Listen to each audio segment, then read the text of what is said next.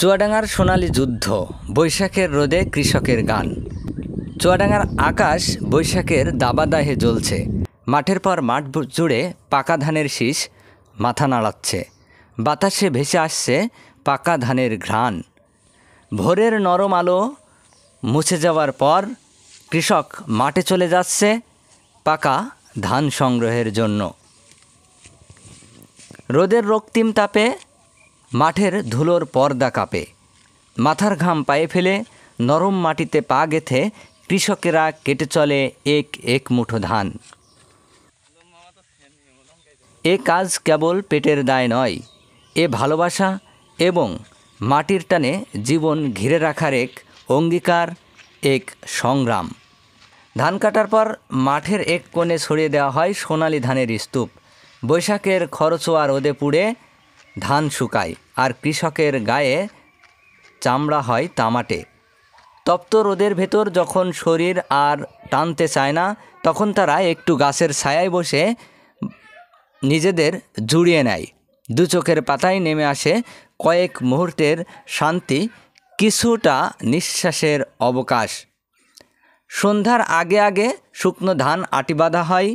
সেই আটি এক এক করে তোলা হয় গরুর গাড়ি আর মহিষের গাড়িতে। খটখটে রোদে গাড়ির চাকা গড়িয়ে চলে, আর গানের সুরে ভেসে আসে গ্রামের পথে। তপ্ত রোদে পুড়ে পুড়ে ধানের শীষে বাজে সুর। বৈশাখী বাতাস জানে ভালো কত ঘামে ফলায় ধানের দূর। গাড়ির চাকা ঘুরে বাড়ির উঠানে এসে জমে ওঠে ধানের সোনালি পাহাড়।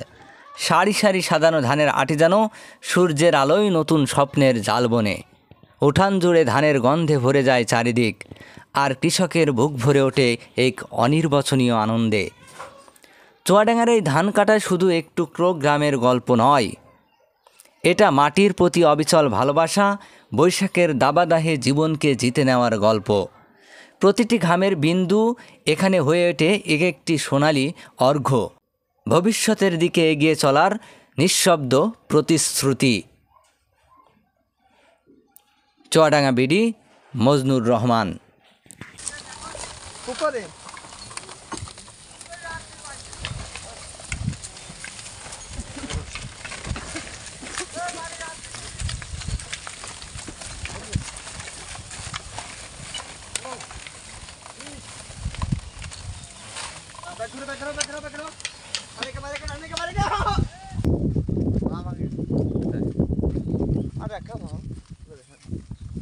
আজকে তুই বলছি